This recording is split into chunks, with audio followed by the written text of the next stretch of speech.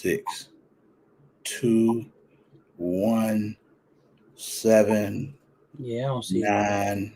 We live. you.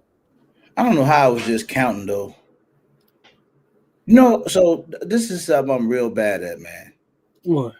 Like, say I was sitting here and I'd be like, if I'd be like 10, 11, 12, 13, and then you'd be like 26, I'd be like 27, 28. Like, I'm that guy. Like, I get distracted real easy, man. What up, Coy? Mr. DB, Shanna, Dennis Dixon, my main Shanna, man. What's happening? Coy, my boy. Hush, Shanna. So so I know y'all know. Well, maybe you know. Let me tell y'all something. I gotta say this now while the while we early in the live. Because this is too funny to me. And I'm mad at every one of these suckers, man, before they even come in here, man. Let me tell you why, bro. Why? Do you know that I put out a video every Monday? I put a YouTube video out every Monday, right? Pretty consistently. And then sometimes I might slide one in sometime midweek or something. But every Monday, there's a video coming out. That's first and foremost. And the videos they do pretty good, like it's building, the channel's building slowly but surely. But do you know nobody from like our family here watches the videos? I'm not gonna say they don't watch it. Nobody watches. I'm not gonna say they don't watch them, because then I might lie. Now they be in the premiere. They'll be in the premiere. I'll be seeing them in the premiere. But they don't ever comment on video. However, Mr. Dixon cracked me up. $2. Because I did the Canic PDP steel frame video. And he commented on there and was like, if the gun go both ways, I don't want it at all, or something like that. He said. I thought that was funny as hell. That was funny. Coy said lies. Man, this is just my way of trying to ask y'all to go watch my latest video. That's all. That was just my way of beating around the bush to say, go check that out. But what's going on with you, man? You good? Yeah, man. Midweek, how's the weather in Ohio? You got a hoodie on, bro. Because it's cold. That's why. One's out. It's cold. Straight. What up, Rick? Merrick, what's up, man? Calm Wolf, $2. Yeah, it's cold, man. BTG, what up, yo? Shannon, I'm not talking about you, because I'm gonna tell you one thing about Shannon, boy. Shannon comment on the video before I publish it. Shoot, she does. She be the first one every video. So Shannon, let me be the first to apologize if I aimed that at you at all. BTG, my main man, what's happening? Big dog, Chicago in the building. I hope everybody doing amazing, man. It's Wednesday night. We're finna get into an age-old discussion tonight, man. It's gonna be good. But I'm gonna wait till at least we get to about 50 people, and then I can get into some other stuff, and then we get into the live. You silly Coy. What Coy say? So you like all lives. He said you all lives the PDP and the Canic. Basically, you didn't pick a winner. No, I tried to say that in the beginning, that it wasn't really a versus because it's not apples to apples. But I don't know if y'all watched the video or not. And I was really trying to do my best as I shoot the two guns and have them side by side. See, I should have only got roadblock. I should have just rode to Ohio, picked up roadblock gun, and then came back and did the video against the Canic. But I couldn't.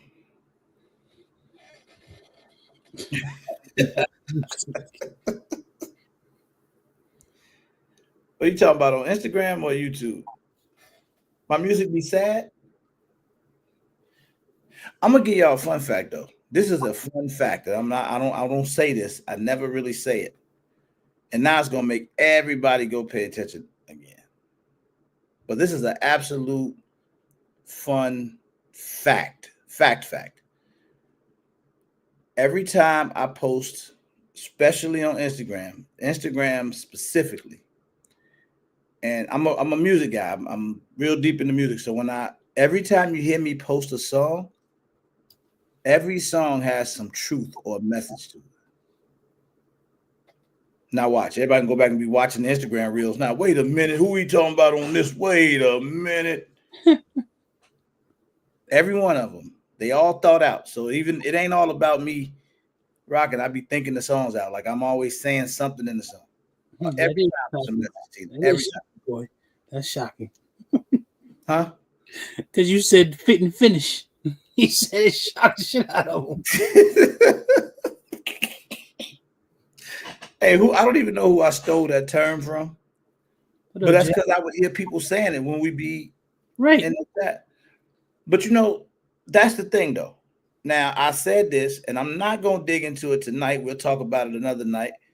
But Con will say he been caught that. Mm-hmm. Some people get it. Some people catch it. Sometimes I'm telling my stories of growing up, or sometimes I'm telling stuff that go on, whatever. But it's always a message in all the music. But either way, I told you this, Zach. I told you this off camera. The PDP feels, I don't even know if it feels, but it just seems to be a better quality gun physically. Don't ask me how, but it just shows. Like, and I've seen this difference in some guns, so I guess that would be considered fit and finish. Am I right? Yeah. No, I don't throw subliminal messages. It ain't that, Tina. Don't do that, Tina. But she's so messy sometimes. I don't throw subliminal. I say I got something to say to somebody. I say it. No, it don't be subliminal. It just be I always talk about something real. That's all it is. I don't throw subliminals though. Yeah, you don't know that by now, boy. I get on your boy. But either way, when I look at those, there is a difference, bro. I don't know how to tell though. Like I don't know how to tell because the Canic, you got a Canic yourself. Mm-hmm. When you look at the finish on your Canic, how many steel frame guns do you have? I don't know, a few. I don't maybe. Well, you got more on the hammer fire side. Yeah. So there's just something too. I need a Joe Va. I need one of them technical guys to kind of explain what I'm saying. But there's literally a difference. If you look at those two guns side by side, if I'm looking at the Canic by itself, it's amazing. I can look at the PDP by itself, and if I didn't have them side by side, I probably wouldn't be able to notice as much difference. But when I put them side by side, I notice a clear difference in like the finish on the guns, the parts, the attention to detail, that type of thing. I think it's in your mind. I promise you it's not. Because I wasn't looking for it. See, that's the difference. I really wasn't looking for it. Just because you wasn't looking for it don't mean it's in your mind. I think it's in your mind. Nah, man. I saw it. I saw it with my own eyes. You right. Put them two next to each other. I'm telling you, somebody in here, but you know, and then if you go look at the comments, you see other guys saying the same thing. It was, matter of fact, somebody in here. Hi, Joe. There you go. Damn, he be listening, don't he? That's all right. I like that, Joe. What's happening with you, brother? Silverback, what's happening? Mr. Harris, what's going on, brother? But it is a difference, man. I'm not saying that it's like the Canic's still a great quality firearm, but I promise you there's some difference. When you hold the PDP and you, I don't know. I don't get into that. Let me go back into what I really want to go into. Now that we passed the 50 people, I want to share something that we talked about. He said, "Look at the shoulders."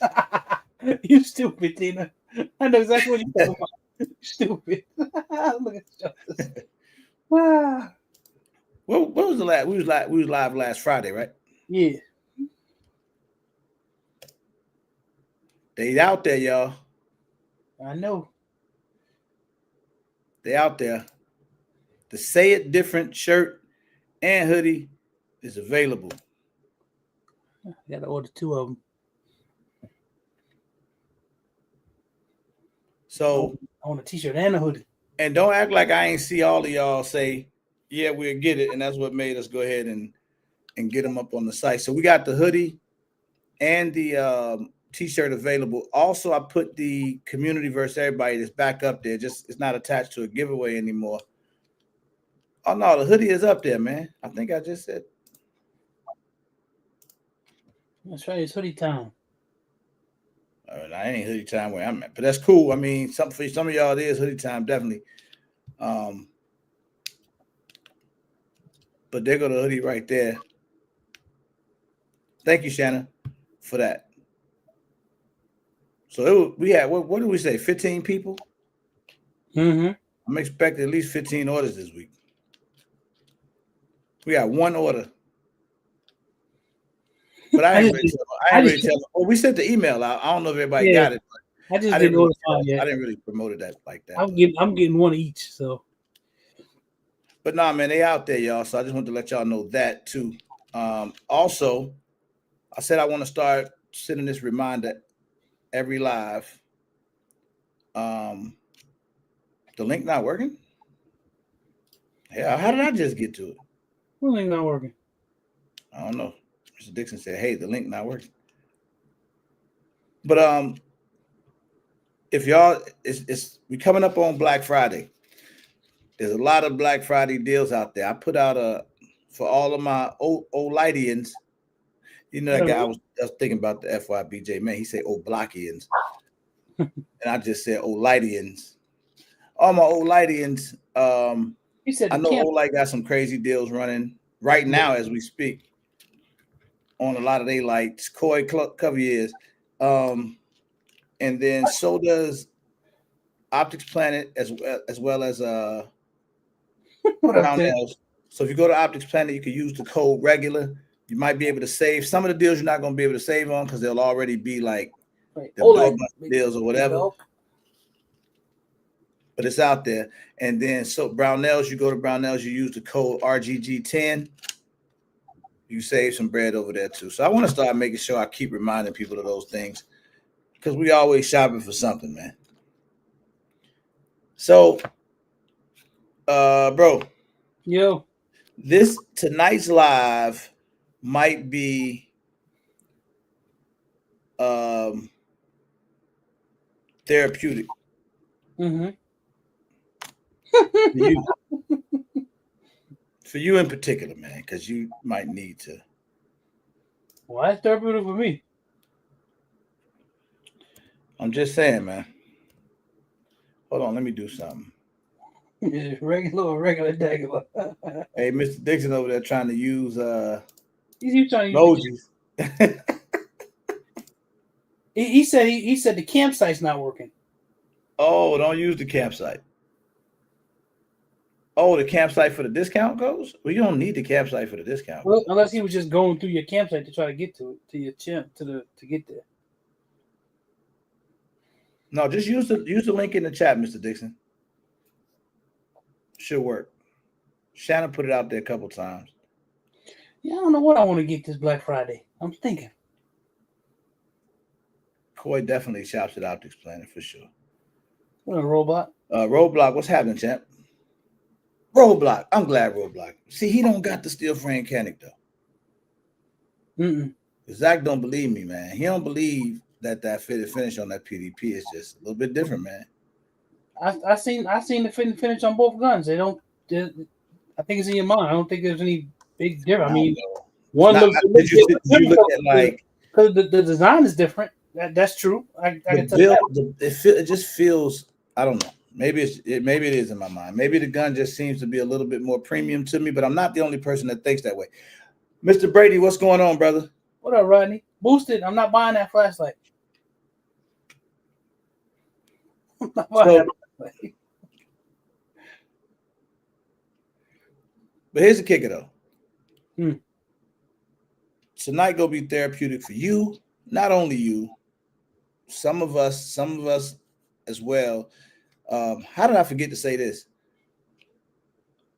Arm 5, the 5th year anniversary of a regular meetup, June 6, 7, 2025, Atlanta, Georgia.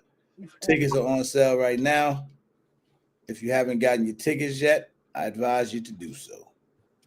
Everybody like to wait. So if you haven't gotten them, that's actually true too, Joe. I agree. Now, but tonight's live is going to be very therapeutic for a lot of guys. And basically, I tried to I was saying a lot of stuff in the title, but I was just trying to say, like what is that gun for? What gun you ask? Any of them, anything, whatever you bought. I like to speak on the handguns primarily. Yeah, what up, man? That is crazy, Ramsey J. 5 years, brother. Yep. But I'm excited about it. I'm really excited to see everybody again. Now, here goes the thing though. We all buy a bunch of guns, right? And here's slow down. My main man. Jason. Thank you, Jason.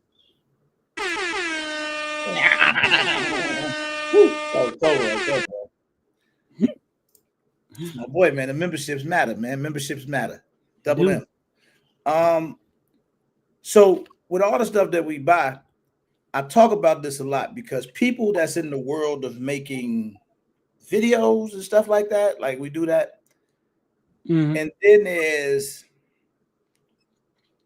the rest of us, right? There's people that do it as for content, and then there's people that there's everybody else. So I always ask, right, if I have, because I was going through this the other day, and I was looking at some of the holsters and some belts and stuff, because I was telling Zach I'm trying to build myself up to go shoot competition, get my stuff together. And as I started looking at guns, looking at different firearms, you open the safe and you're like, this one would make a good, this is what made me think of this whole live. Like, this make a good competition gun right here.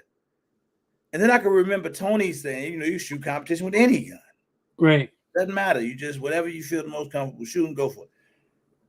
But do y'all buy firearms for specific reasons? I'm sure we've said this before in the live or talked about it before, but I don't remember doing an entire live on it. But I think it's interesting because who was that? Me and Roadblock was going through this. When I went to SHOT Show last year and they brought the PDP steel frames out, I shoot the gun. When I first grabbed the gun, I was like, I need this. I'm asking the dude, what they gonna cost, man? He didn't want to tell me because he knew they were gonna be expensive. Oh, we're not sure on the MSRP yet. They didn't release the MSRP till later, and they priced them kind of steep, right? In my personal opinion, that's my only gripe with the PDP steel frame. Nonetheless, though, the gun is so dope. So like, the way the gun feels is dope, right? Like, that's just dope. The regular PDP feels dope. The steel frame just as good. But I know that on my PDP and my Echelon are pretty much my two, like, man, I'm going to get them. You get me? Them the ones that's what I have always close by, out in the crib. Them. It's those guys. 100%. Not my Glock 19, not my Glock 17, none of those. Just it's that. For whatever reason, it's those guns. And that's kind of where I see them at. And then there's the firearms like your 2011s and all that stuff. But I never look at those. This is just me. I never look at those as something I would look to for defense. Or I say duty. When I say duty, when you hear me say duty, I don't know what duty really means. Joe Val, you can clear it up. When I think of duty, I think of something that the police could carry, a security guard would have, or you know what I'm saying? That type of thing. Like, that's a duty gun to me. Something you would carry outside the waistband, perhaps. You could carry it inside, but maybe a full-size gun. that Alaska? No, something that a police or somebody would carry like that, security weapon. That's what I think of duty or defense. Duty, defense, kind of same thing. Tina, you drinking tonight? Yeah, silly. So, what up, Patrick? Patrick, what's happening, man? Maurice Evans, my dog, CDL, what's cracking, everybody? But this is good stuff because I'm about to show you a lot of y'all buying guns for nothing. Crazy. That's the point I'm trying to make. How many people buy a gun just because it was the latest thing to come out? Anybody do that? Just by show of me or not me. Zach, I'm waiting on you to raise your hand, bro. I will wait until this live is over for you to raise your hand. I mean, that's a given. Man. I make videos. That's a given. I'm supposed to do that. Not you don't. First of all, you don't make videos. Billy, I don't make them at the frequency. Billy, come save this guy, man. I don't make them at the frequency you like. What up, Dave? But I do. What up, Green? So see, there's some people saying me guilty. And I think that's a thing. And then you go buy the gun because even people that's not content creators will go buy something because it was new and it looked dope and might only shoot it one time. Why is that cap? 2 times. Why is that? We know he capping. He definitely. I didn't say that I don't do that. I do that, but I buy stuff because I like buying stuff. That's why I buy it. Now, how many guns you know about that I got that I ain't never done a video on? I just like buying stuff. You know that. Yeah, I mean, I get it. So when I say that, so you have your safe queens, and I want to name some guns. I want to name them, and then y'all tell me what those guns would be for. All right, I don't have a list of anything. I'm gonna actually be freestyling this. Mm-hmm. I did think of a couple in advance. So if I said to you a Beretta 92. Let's just say a Beretta 92. Mm-hmm. Where would you put that at? Would that be a defense gun, a competition gun? So a Beretta 92, I would look at that more as what you would call a home defense or a duty gun, sort of. Like you would call a workhorse gun. Because they say home defense. Right. Mr. Dixon say a fun shooter. Yeah, those are workhorse guns. Those Berettas, the ones you talking about, the 92s, those are workhorse guns. Nightstand. Mm-hmm. Okay. Defense, duty. Yeah.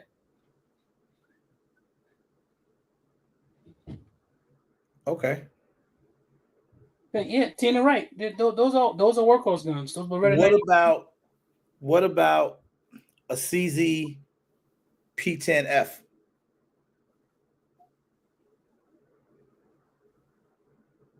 That could be either or. Either or what? P10F, that's full size 5-inch, right? I do believe. Competition or duty? So you think it's competition or duty? P10F. Full size home duty defense. Or home defense, I could see.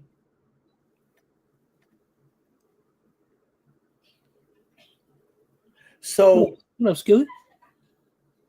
All right, let's go to this one. A very popular one. The Rival S, the Canic, the steel frame. That's a competition gun. Why can't it be a duty gun? It could be. Why could it be? Come on, man, help me out. Don't let's not be so vague. Because you instantly said it's a competition gun. Ramsey J says it's a competition gun. I say it's a competition gun. Why can't it be a duty gun? And if I say it's a competition gun because it was built to be a competition gun. That's why I say that. That's what it was built to be. It's gotta be more reasons than that. No, I'm saying there has to be. That's my reason. Right. And like Ramsey J said, Who carrying that heavy ass gun on duty? See, some people have other perspectives. I ain't never had to carry a gun for duty. So now that brings me to another question. And Ramsey J, too heavy for duty. This brings me to another question. Do all steel frame guns? What up, Big Easy? Not all, but do most steel frame full size guns are competition? Now, Big Easy say competition and duty. Yes, Big Dog say too heavy for a duty gun. Now that's interesting. Yeah, now these are people who carry the gun for duty on duty. So do you think so? A PDP steel frame 4.5, is that too heavy to be a duty gun? I gotta ask guys who carry the duty gun. Is it? What up, Noah? Patrick say no. Mrs. Dixon say yes. Tina said no competition. See, because it's funny because you said it because I'll wait because you might mention this gun, so I ain't gonna say nothing. No, so this is what when even in that video that I did, I was saying that I feel like the PDP steel frame is more of a defense gun for me, and I like the mechanic more on the competition side. But I'm already pre-programmed to say that. I know that comes from YouTube and just talking to so many people in the space. And I only say because most people automatically assume that the 5-inch guns are competition guns. Like if it's a 5-inch gun, it's competition. But I see a lot of guys shoot competition with 4.5s. I say there's more 5-inch competition guns than 4.5. No, I mean I don't know what it's more of, but I see guys with my own eyes shooting competition with 4.5-inch gun. A lot of them too, not like 2 guys. I'm talking about if it was 50 guys out there, 25 of them or 20 of them had 4.5-inch guns. Like now that I can't now. Ask Pedro. Pedro, if you listening, that was the first time I seen it. They were shooting. Well, they were actually shooting concealed USP. Right. Maybe that had something to do with it. That's different. But they were doing that. What they were doing the IDPA thing, right? Drawn from concealment and all of that. Drawn from concealment. So maybe that's what it had to do. Because I know I saw a lot of them out there that wasn't 5-inch. Because when I go to other competitions like USPSA, Steel Challenge, other stuff like that, them guys be carrying 5-inch guns all day. Now look at what Nola said. Guys used to carry heavier. I put this up. Heavier guns before polymer guns were created. So why would it be too heavy? That's a great question.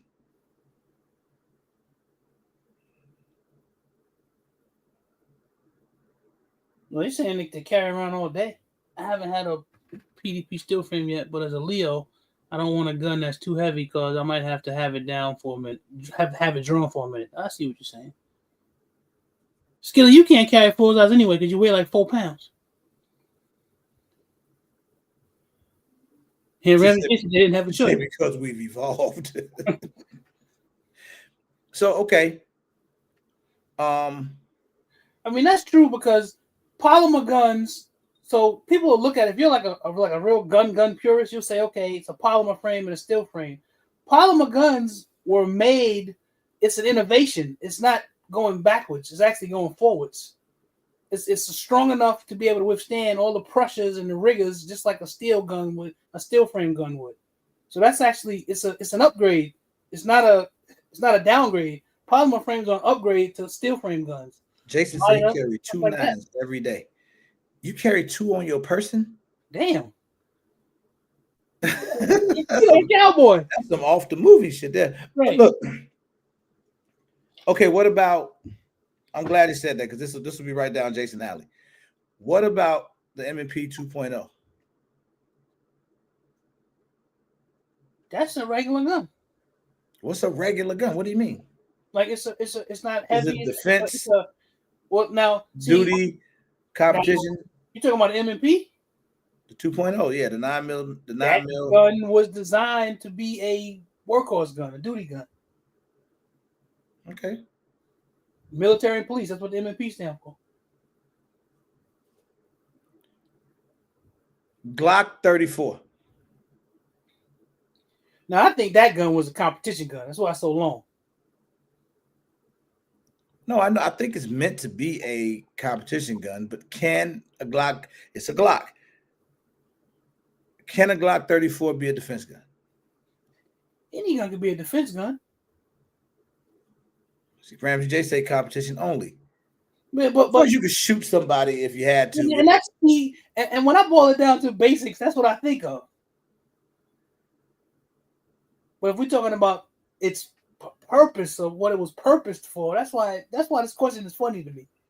Well, it's not, because when you think about it this way, when I look at the PDP steel frame, matter of fact, I'll let you go ahead and name the next gun. I need to look up something. Oh Lord, the next gun. How about a X5 Legion? Okay, what do you say? Competition? Now, I believe that gun is for competition, but I've seen someone use it in a duty situation. I actually seen a video, and it shocked me when I saw the cop use it. Because he shot the guy from probably about 25, 30 yards away. And it was an X5 Legion. I was like, oh, get out of here.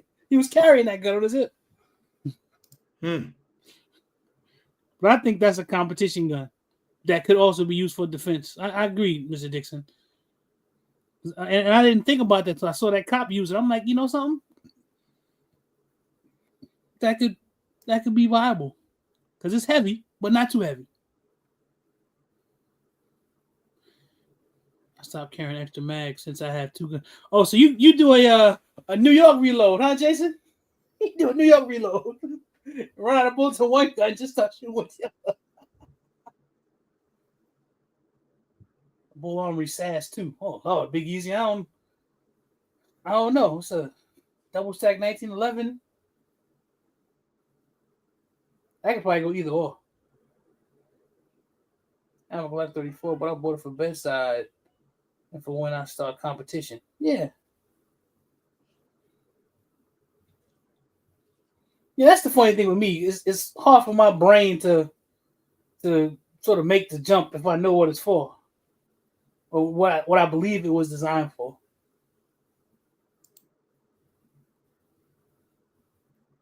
Yeah, I know, Big Dog. I know. I've seen some police officers around here in my community, and they carrying a staccato. I've been like, oh shit, I got a staccato.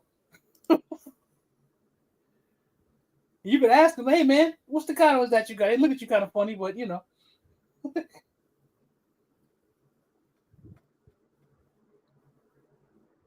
What up, Mojo? So many knives in your kitchen, and they all have purpose, and they all can cut. Because that's true.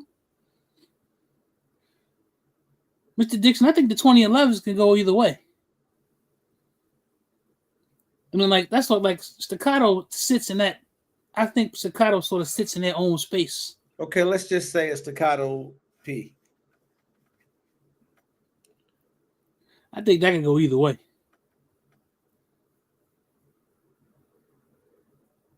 But I think that staccato P. I think that's was made to be a duty gun, bro.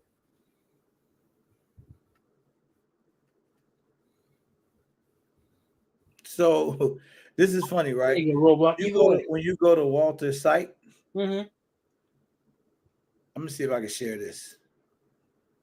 Yeah, Big Easy. Yeah, Big Easy. That's what I'm saying. I've seen it here. The gun doesn't matter as long as it serves your purpose. Yeah, Mojo, that's true. Mojo, get in the conversation. Right. So even the match, they basically, so it's under on the Walter site. It's under defense guns. So the steel frames, the PDPs, PDPF, they all under defense guns. They don't even put them under their competition area. And every photo that they show, like that dude, he doing security. Yes, like a defensive situation. Yeah. So maybe that's the purpose for it. Roadblock right there.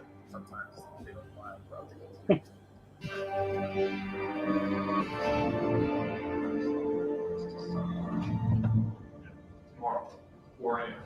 Expecting him here. Yeah.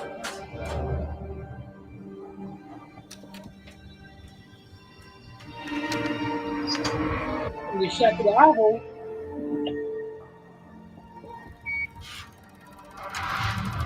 That's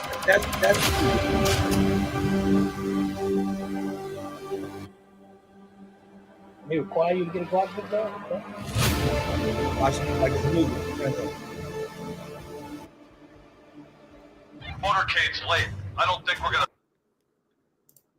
That's crazy though. You see what Big said? Big said, "What's a real deal competition gun?" So that's a great question, Biggs, because that's a question I used to ask. So one question I used to ask early on in the YouTube days was, what makes it a competition gun? Like, why can't that gun be for whatever, right? How technical do you want to get? Well, I'd like to hear this because I feel like you have to say, in my opinion. Well, I'm only saying that because I can give an actual example of two guns from the same company that you would think were exactly the same, but they're not, because they have different characteristics. That one is for competition and one is meant to be more for a duty type service pistol. So you look at the Canik TP9 SFX, the Mate joint, and you look at the regular Canik TP9 SFX. Those guns, you would think they were the same, but they have differences because one is for competition and one is really for duty. But so what really changes? Barrel length and the trigger? No, the barrel length and stuff is pretty much the same. So like the regular SFX, on the top of it, cutting to the top of the slide, it's got like these like grooves. Those are anti-glare grooves. That's for competition. The magazine release is adjustable so you can make it longer. That's for competition. Those are things that you can't do on the Mate. The Mate doesn't have the grooves across the top because it doesn't have any. The glare is not there. That gun was built for competition. That other one wasn't, but they look almost exactly the same. And the SFL that nobody talks about, it's sort of in the same boat. What's up, Thomas? It's in the same boat as like it's more similar to the SFX competition because it's got some of those same characteristics.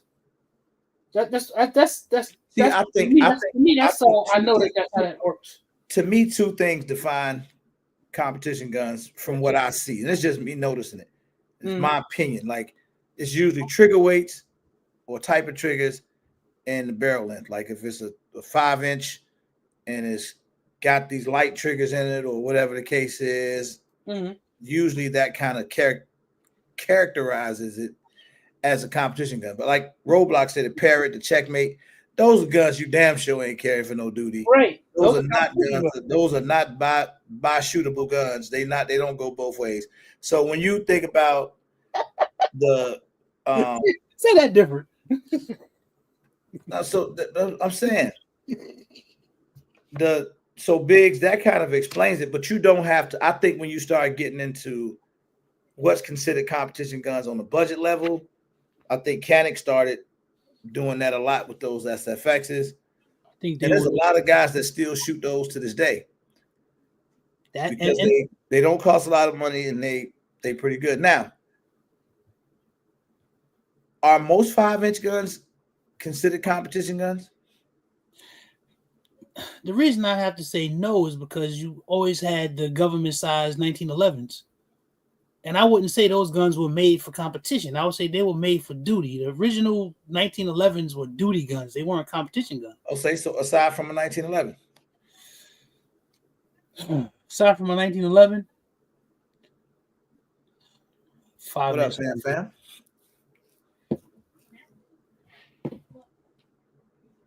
I don't know. All the 5-inch guns I own are competition guns. Except for the one.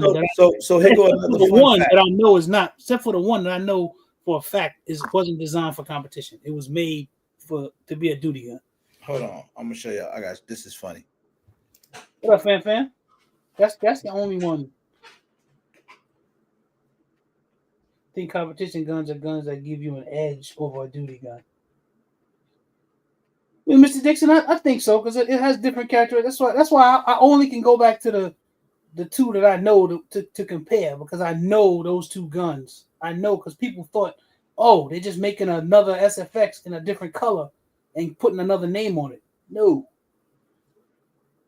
If anybody have those two guns, take a look at it. You'll see exactly what I'm saying. You'll see the differences.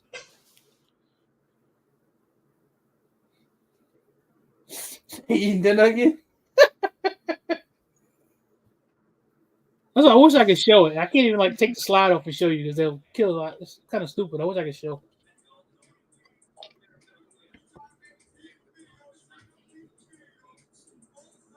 Yeah, because none of them are like that. Hold on, let me look at something real quick.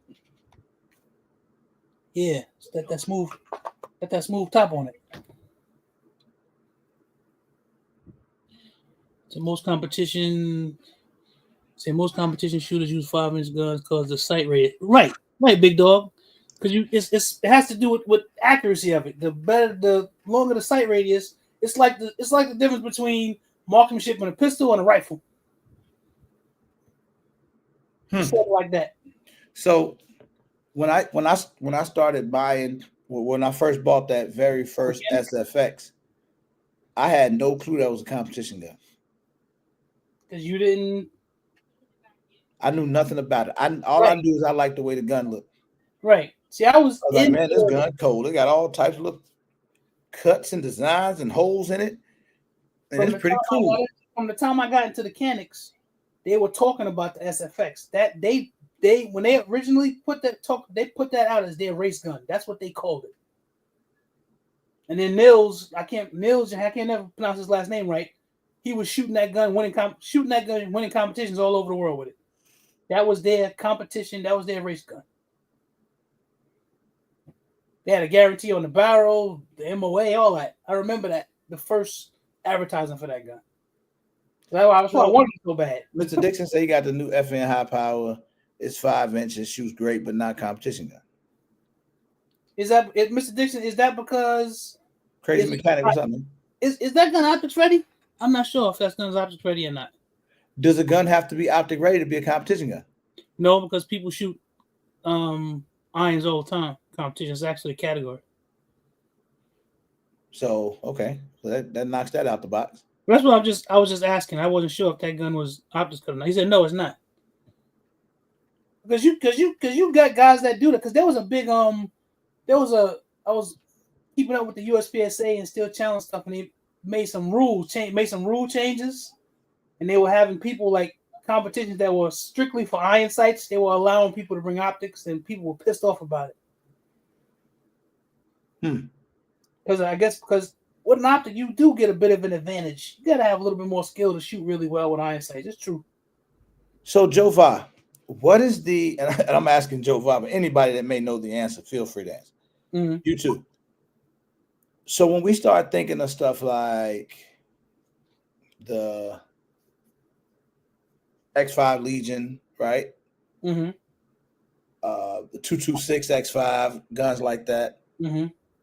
2011s, right? Any of them, whether you going, I'm not so much thinking about price range, but XCs and all that stuff. 2011s. Mm-hmm. What are the true intents for those firearms? Because one thing I can honestly say, and y'all correct me if I'm wrong, this is for the most part. Staccatos are probably more widely used in the field than any other 2011. How is that? Is that accurate? Say that again, bro. Staccatos is more widely used in the field than any other 2011. I'd say that's an accurate statement. He said, Joe Voss saying in what field? I would say in law enforcement. In law enforcement, I would say. Yeah, Tina, that's true.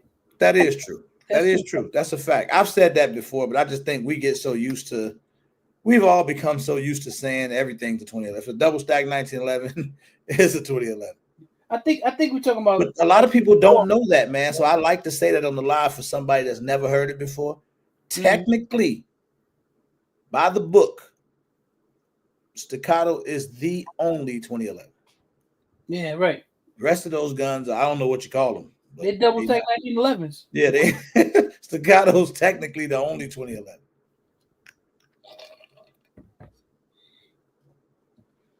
Yeah, I don't know if someone's carrying another 2011 style gun out in law enforcement. I mean, I've never. hey, big so hood boy. He can't. He say. So you telling me one time and the military that adopted Staccato? I don't know about the military, but I know for a fact police got him. Joe Vaughn, the military uses Staccato?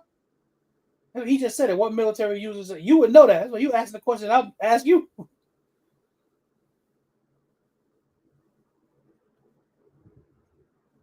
In Texas, for sure, you see a lot of officers with Staccato firearms. It makes sense to me. It's a Texas brand. That makes sense.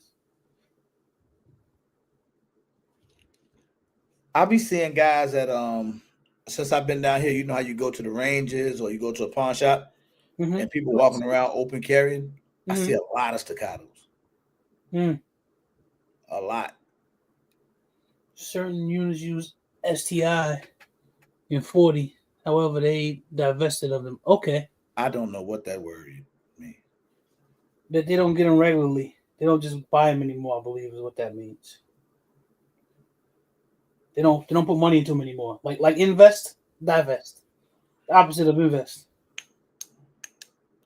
Now, so what do you think the purpose of those firearms are? Which ones? Are most of like the fam can answer this, whoever, like when we get into like super expensive 2011s and things like that, what are those guns intended for? I don't think those good looks competition. Yeah, I would say so. I wouldn't think they would be duty guns. Definitely not. A lot of them have super light triggers, and I would think they would be too finicky too. I want something. If I'm carrying something that's for duty, something that like that, I want something that ain't got them super ass tight tolerances. I want some tolerances that ain't so much. I want I want to be able to put anything in it, shoot anything through it, like that. And the one thing that I know about those other guns, they can get finicky. I want something that's got some good tolerances, but not so tight to where I got to be worrying about it ain't gonna run on this ammo. That's interesting what Joe Voss said. Facts are that many departments don't have the budget for them, and maintenance is extremely hard. Yeah, maintenance ain't hard on Staccato. Flex the competition. Your race guns are ammunition and conditions. So yeah, Joe, that's why I was like, for me, if I had to carry a gun for duty, I want something that doesn't have all them tight ass tolerances. Ooh. I gotta bring Joe Vi in. We gotta keep him on topic though. Hey, no, this is what I'm finna say though. Because I'm glad he said that. Because he said your race guns. Remember, we used to have this conversation too. What's the difference between a race gun and a competition gun? Are they the same thing? I forget what we landed on. So the boys running around with 3-pound triggers. Biggs, I'm gonna say no. No, because a lot of Staccato P's and the duty guns don't have 3-pound triggers. Yeah. You only start seeing that when you get into like the XCs or somebody doing something aftermarket to the guns, or because the P is like the first gun in the line, right? Then after that, when you start getting to the other stuff, right, in the Staccato line, unless you got like a P limited, like I got, then it's gonna have a slightly lighter trigger, different. Oh, that's different. That's different. But the the regular Staccato P. The regular P is considered more of a duty gun for sure. What up, Joe? Hey, how you doing? Thanks for having me on. Yeah, so just my opinion, I can back it up with some facts. I'm gonna probably piss a lot of people off.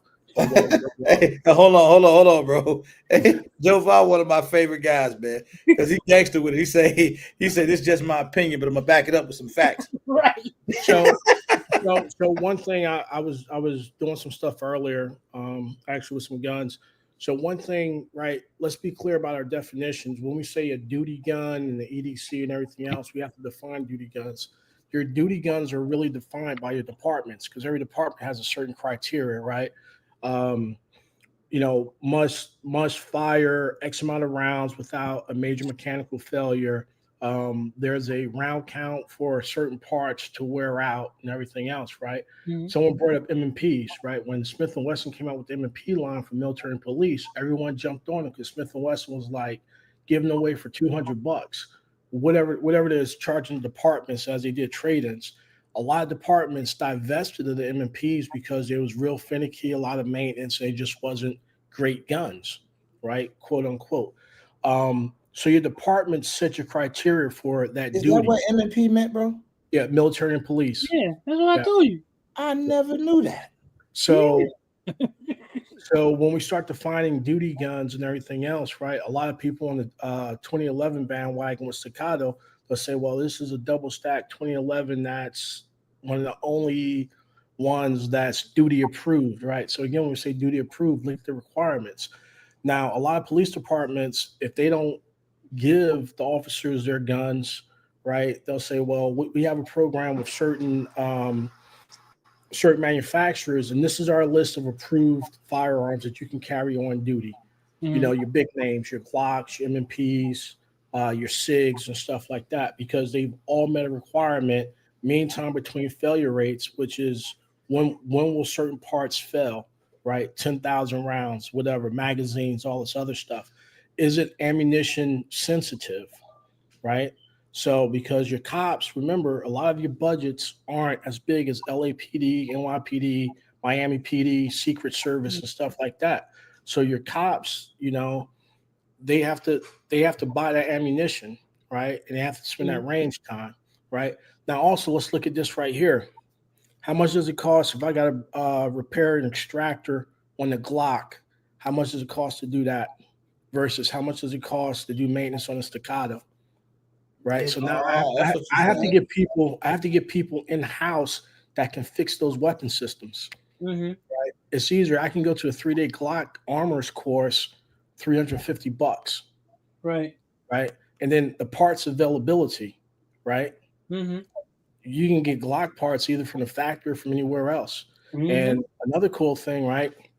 When you start looking at your training academies and everything else, they'll do a contract. Let's say we got a police department of 500 people. I'm going to do a contract for 500 duty guns. I also have to get guns for the academy, right? So at any given time, I might have 100 people going through the academy. So I need 150 guns because some of them are going to break.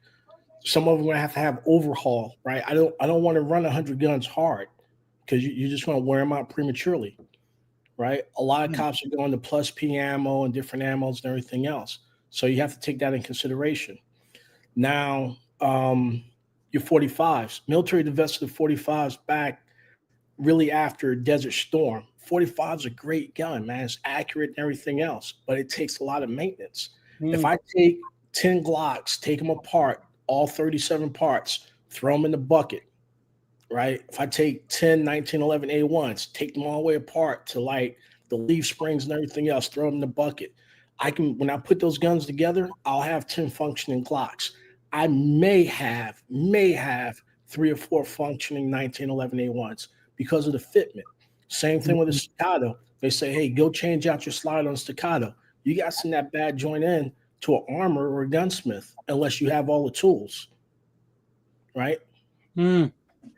Duty guns. There's a certain poundage requirement for your triggers, right? We are familiar with the New York triggers on the Glock. They're like 8 pounds, and that's you don't want an AD or an ND. These race guns and everything else, 3-pound triggers. You could bump into someone and your trigger go off. So all those things have to be taken into consideration. Now let's look at shootability, right? Put your hands up to the screen. Everyone has a different hand. Everyone's hand sizes is different, right? So some people got big, big paws. Some people are real petite and small. And that's one of the reasons why, like, you see a lot of guns come out with interchangeable back straps and palm swells. So is there one gun to rule them all? No, it's personal preference. That's why a lot of departments, they'll have a list because RGG might shoot a Glock 19 very well. Fat Guy with Guns might shoot a SIG 226, and I'm just going to swing a baseball bat, you know. Mm-hmm. So that's why you have that. A lot of police departments don't have these huge budgets either. You know. I'm sorry, I can't see the chat right now. Does anybody got any questions? I actually respect what you're saying. Yeah. So that takes me back to when we start talking about certain guns. Because when I say duty, I just be thinking about something that either law enforcement or security or somebody like that would carry, or in the same line, that would also fit as a defense gun, maybe in your crib or whatever. It may not even be a concealed. It just may be bedside or whatever. And then you have those guns that are primarily for competition, right? They're gonna have that's primarily what you use them for, or range fun. I think anything that you would use for just some range fun or plinking or competition can kind of all go in the same boat. And then you kind of got those safe queens where you might go and shoot them a little bit and then they rarely ever come out again. So I was just trying to look at certain firearms to see what they're for certain people. Do you buy firearms for certain reasons? Right? Seems like Glock is the standard for most duty guns. Is that fair to say, or do you think that's changed recently? Hey, say that again. I didn't have it last, but I think it's changed. So I think in our space and everything else, we kind of go with what everyone else is doing. We kind of move that way. If you get a couple of influencers come up and say, "Hey, this is," that's what you're going to move to. Remember back in the '90s when Lethal Weapon came out and the Last Boy Scout, they had Beretta 92s, and then the military went to Beretta 92s, so everyone was getting Beretta 92s, right? Then what's the movie with Bruce Willis? They got they had Glock 19s, Die Hard. Yeah, Die Hard. Then everyone moved to Glock 19s, right? And that was just the thing. Probably having a party at this house on a Wednesday. You know what it made me think about, bro? It made me think about, and this may be a little off topic, the whole, and I've said this to you before, the whole thing where people have to change out all of the internals in the gun. Yeah. It always brings me back to a Glock. Because a Glock it always brings me back to a Glock. Because I know them parts inside them Glocks ain't no CNC whatever. They're not CNC in all the parts. No, they're not. So and here's what I would say to people that say, Glocks are good guns, but as soon as you get them, you have to change all this and change all that.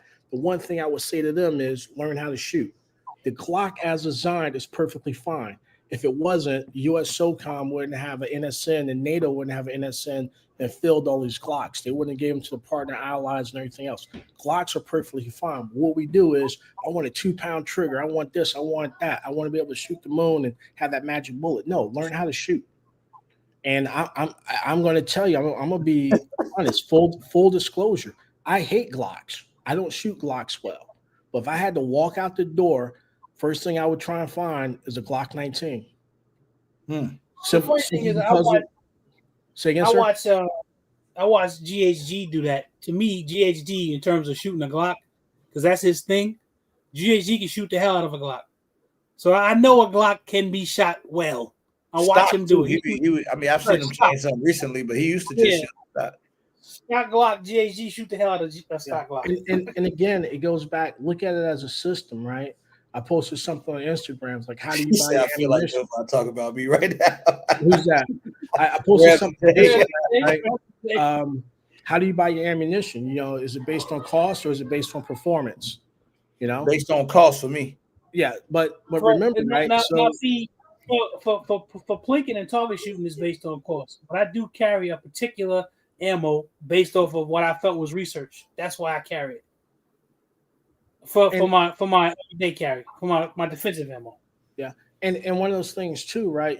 Trash in equals trash out.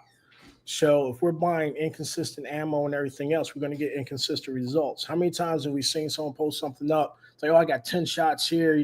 They're all, within a minute of man. This one over here is a flyer. That's on me. It could be your ammo because you have inconsistencies in ammo. Now, I'm not telling everyone to go out and to spend all this money on ammo to do this, but be advised and be aware of that. Certain guns prefer certain ammunition. It just shoots better, right? And I'm not saying you guys get name brand stuff.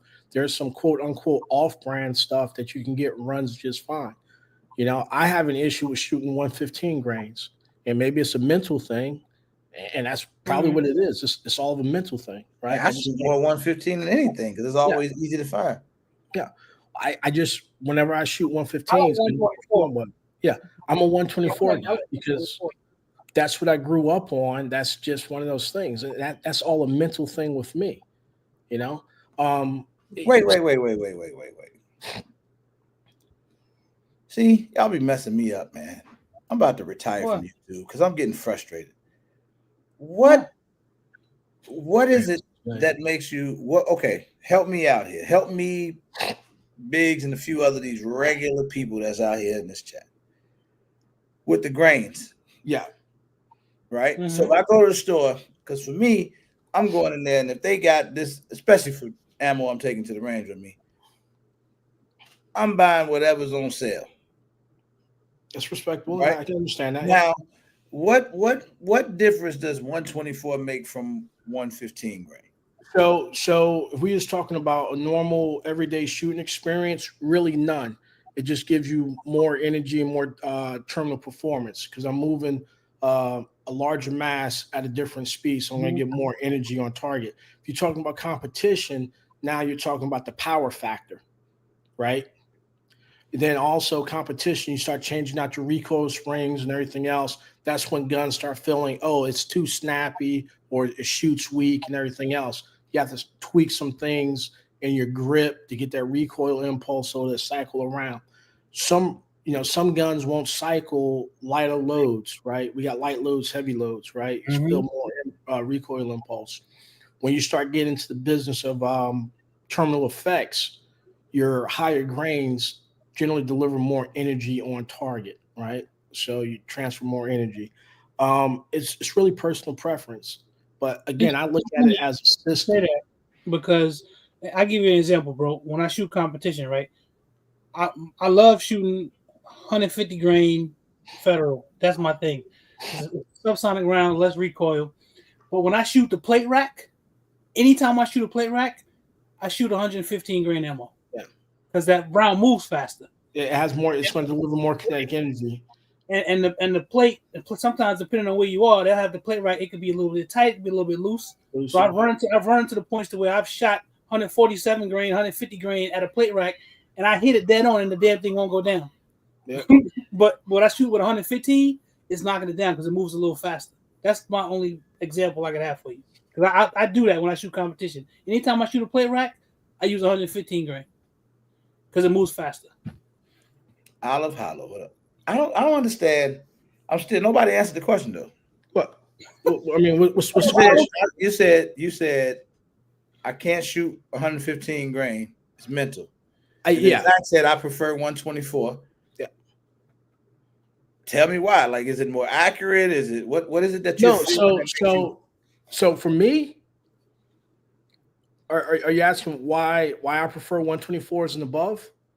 Yeah, and I'm trying to understand the difference. So for me, I'll match my training ammo to my EDC ammo, right? 124s mimic the ballistics and trajectory of my carry ammo, right? 115s shoot a little bit differently. I don't have enough energy on a 115 grain, right? To where I'm shooting at and doing this and everything else, right? So that's what it is for me. Sometimes on certain guns, like say you take a 365 SAS, right? I shoot that better with certain ammunition because it has velocity and it does that. It's not burning all this powder left over and it's optimized for shorter barrels, right? So again, now you're starting to get down into the weeds where most people just don't care. They just want to go shoot. And they'll go, if they got a choice between a $10 box of 50 rounds and an $8 box of 50 rounds, I'm going to go get that $8 box, right? Now, what sometimes happens is you reach that point of lower quality, right? And the gun could be perfectly fine. You could be shooting perfectly fine, but that ammo is suspect, right? You ever get those rounds where you're shooting, and then it doesn't lock back or it doesn't cycle properly? That could be a function of the cost of your ammo, because again, if I'm selling 50 rounds for $8, I'm not putting match grade majoring components in it. I'm getting that funky burning, dirty burning ball powder. All your bullets might not be 115 grains. They might not be the same size. So you're getting different results. If that makes any sense. Now, I have to say that back before all of the craziness, let's say 2018, 2019, I was able to get good ammo for $7.99 a box. Yeah. And now that same ammo now is $11-12 a box. It used to be good. Yeah.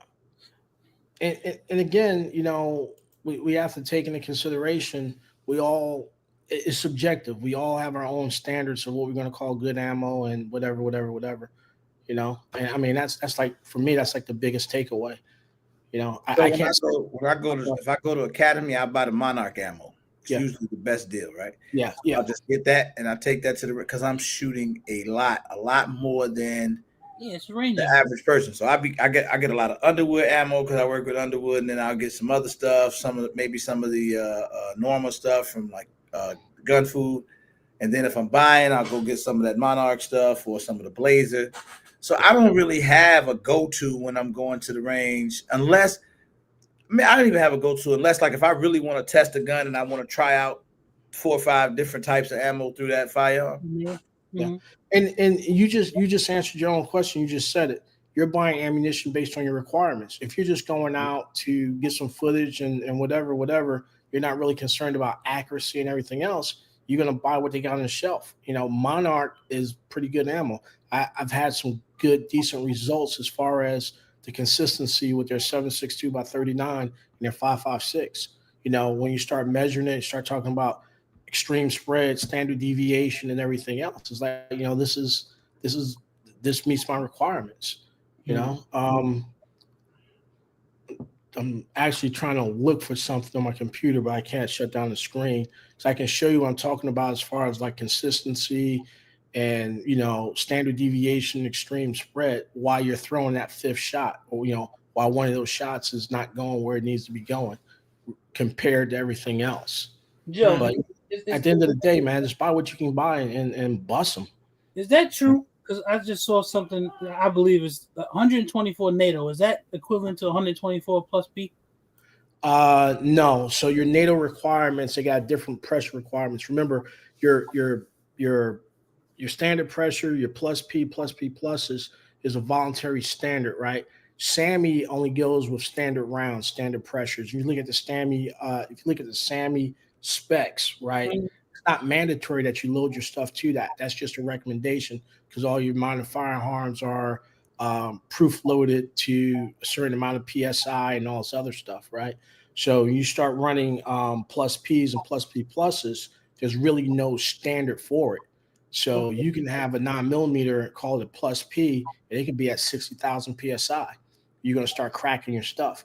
And that's one of the reasons, too. In America, a lot of our ammo is loaded very anemic, right? Because you don't want the liability and everything else. You start looking at the SAMI specs versus the CIP specs. CIP specs are higher. So a lot of your German guns and Belgian guns, they can handle a lot higher pressure ammunition in handguns. Who is SAMI and Kip? SAMI is the small arms and ammunition manufacturer industry. So they have 3 books out that's really good. One is for pressures for rimfire, one is for pistol, and one is for rifle. And then I think in one of them they have shotgun shells and everything else. So it tells you like the dimensions of your cartridge and what the pressure is supposed to be and how they measure it and all that other stuff. So yeah, that's when people say, "Oh, those rounds were out of spec and everything else." That's what they're talking to, like the SAMI specs and all that stuff. Man, this just got deep as hell. I don't even know. I don't even know what the topic was no more. Oh, my bad. It's okay. You're still right on topic. This is good stuff. So why is it? This is a great question for you to answer. Why is it that and I've heard you and Armel go in about this before. Mr. Dixon, me too. Why is it that not all, but most of the super expensive firearms are the most finicky? Because they have tight tolerances. You have very tight tolerances and everything else, right? So when you start talking about bores and free bore space and everything else, a lot of your super expensive firearms, they're all steel or all aluminum. So you got more of a reciprocating mass that needs to be pushed back, right? So again, that's why they'll change out their guide rods and their springs. They'll put counterweights in there and everything else. But again, because of those tight tolerances, it's hard for me to take a name one, Staccato, a H-Tac, Jacob Gray, and everything else, and take that over to Iraq and run that in Iraq, or run it in Afghanistan, or run it under those conditions. I have to shoot a certain ammo, right? You can go like to your custom places and they have match ammunition, right? That gives you that power factor and everything else. What's up, Detail Gunman? So, and that's one of those things. It's like you can put 87, 83 octane in a Maserati, but that thing is not, you're not going to get the best performance out of it. That makes any sense. That's like the only equivalency that I can go to. You can take your Maserati to a shade tree mechanic, but it might not run, okay, as it should. Ernest ain't gonna be able to fix it up like. Give me bring me 2 6-packs and the Right. pack of tools. I worked down the floor plant for 30 years. Right.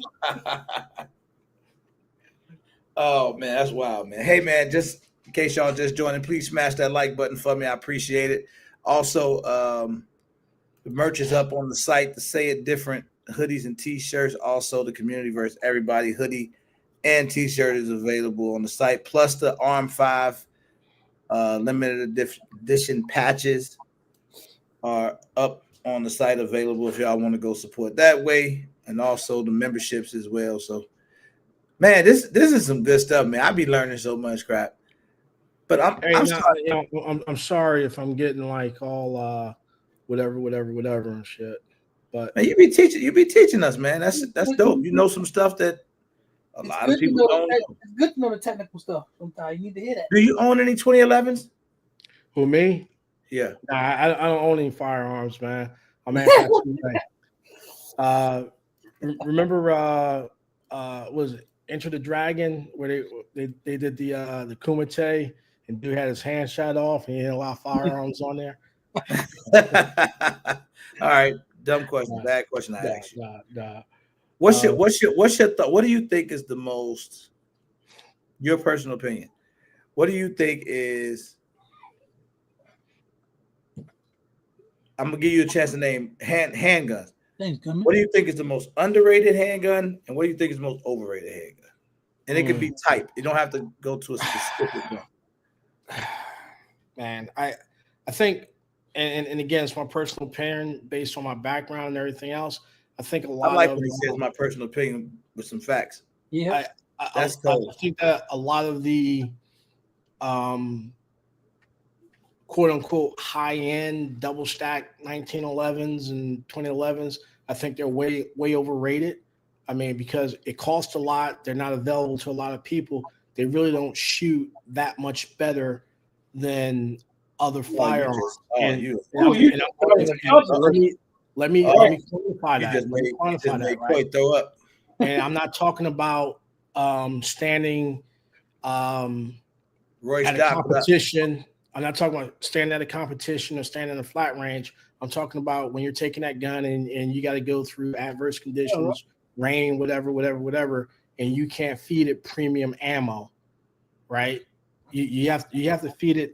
You have to feed it Monarch, right? Because they have such tight tolerances, they tend to jam and everything else. Because again, that ogive with the way the bullet's shaped and goes into the feed ramp and everything else, that affects how that gun's going to perform with those. Say that word again. I want to use it in one of my videos. What was it?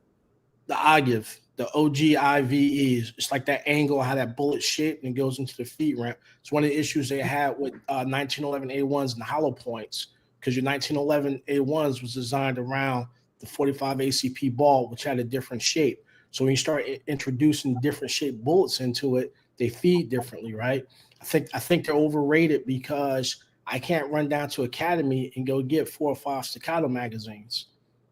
I can do that with a Glock. I can't go to, hey, Zach, I'm having issues with my Glock. You go ahead and fix this? Yeah, no problem. Boom, boom, boom. I got to spare one of these. So from that standpoint, for me, for the practicality of it, I think some of those guns are very overrated. Some of the guns I think are underrated. And again, for me, I think the VP9 might be underrated. It has great shootability for me. I want a VP9. Glocks are like the benchmark. Some people, I think the PDP still frame match and the PDP still frame Q5 match, I think those are underrated. But again, they just feel great in the hand, man. I'm not going to lie. They feel great in the hand. But yeah. Tina, what happened to the Beretta 1301 tactical? Oh, damn. Jason funny. He say he do a shot every time Joe Voss say and everything else. You got jokes. Yeah, so they're going to stop importing the 1301 tacticals because they don't meet the definition of a sport and firearm because of the magazine, tube, and everything else.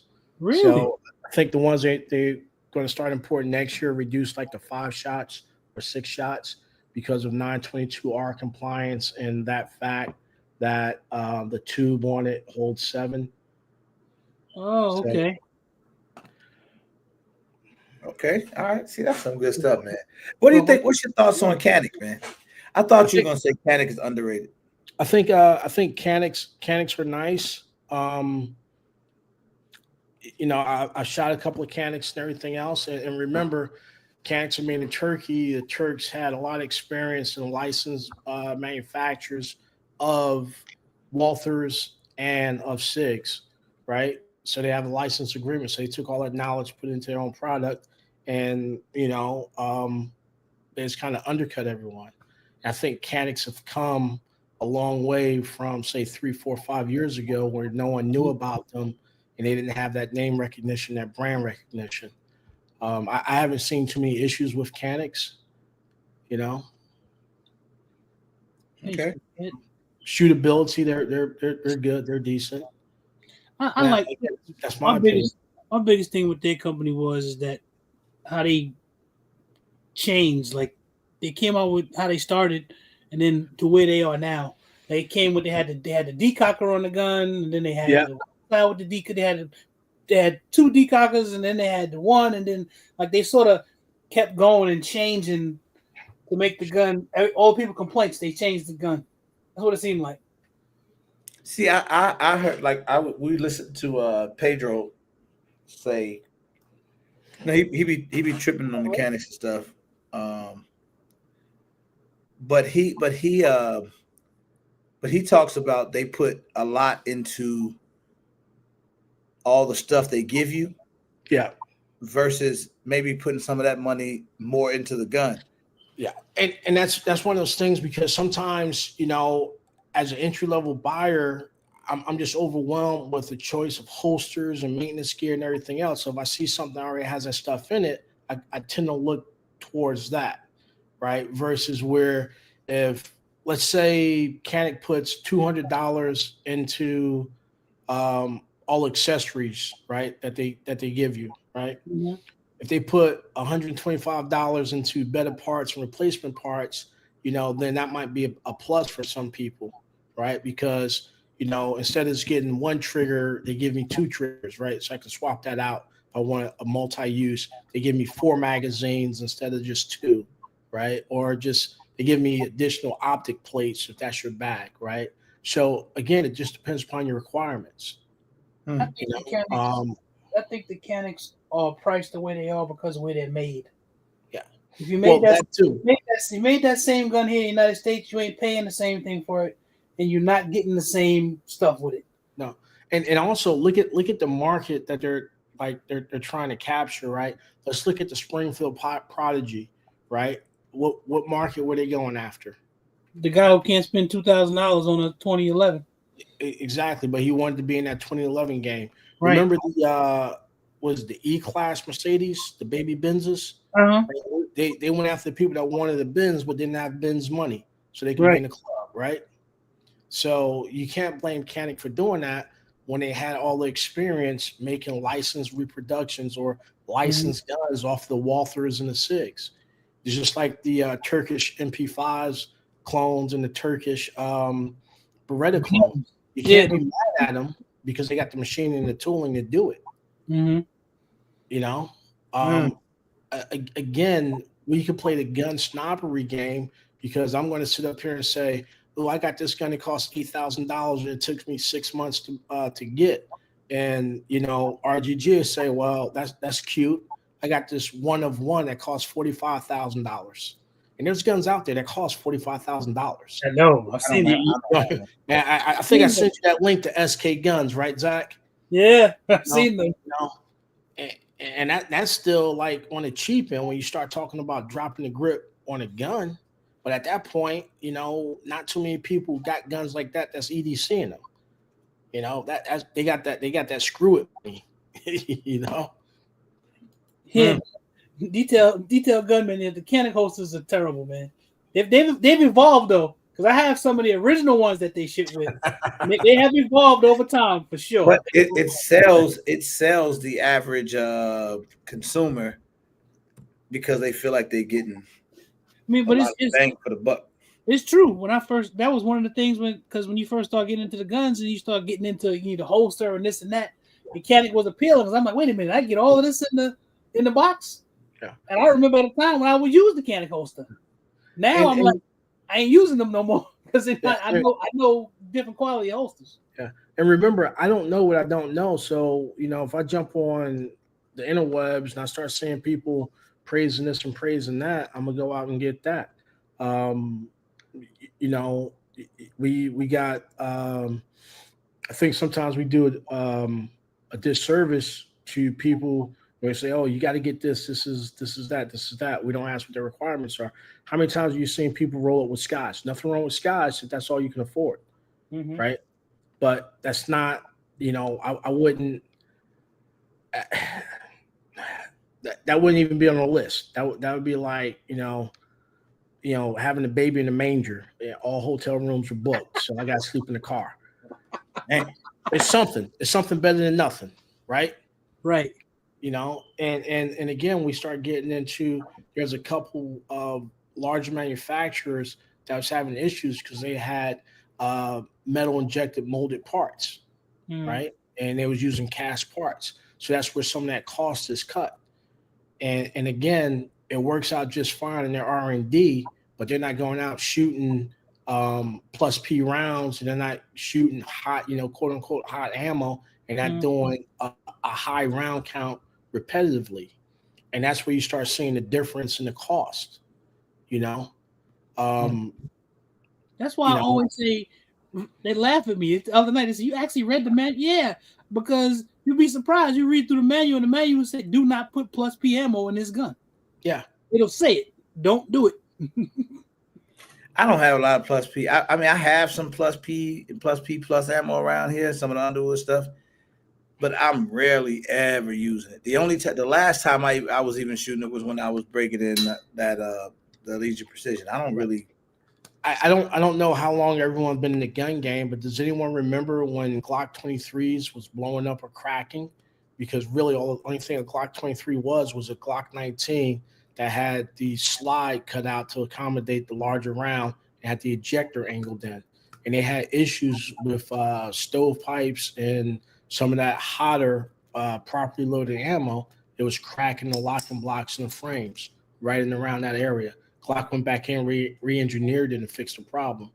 And that's one of the reasons why a lot of PDs switched from Glock 23s.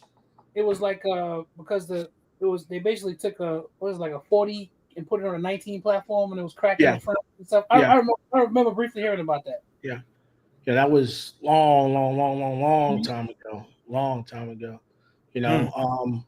Like one of the true 40 Smith & Wessons that was designed after they did their initial one in the 80s was H&K USP. That was designed as a true 40 platform. It wasn't a scaled up 9mm. Okay. But at the end of the day, it's all about what you can afford and what you can shoot good. Get training. Do your own research, make informed decisions. Damn sure don't listen to anything I say. I'm sober right now. I'm sober right now. I gotta wait for you to get drunk, and then I can listen. Man, dude, this be some good stuff, man. This be some good stuff. Yeah, and Zach, if you want, I got some numbers and everything else, and I can show you what I'm talking about as far as if you shoot competition, we want the same inputs all the time so we can get the same outputs. So I want consistency. So I want ammunition for very low standard deviation and all this and all that.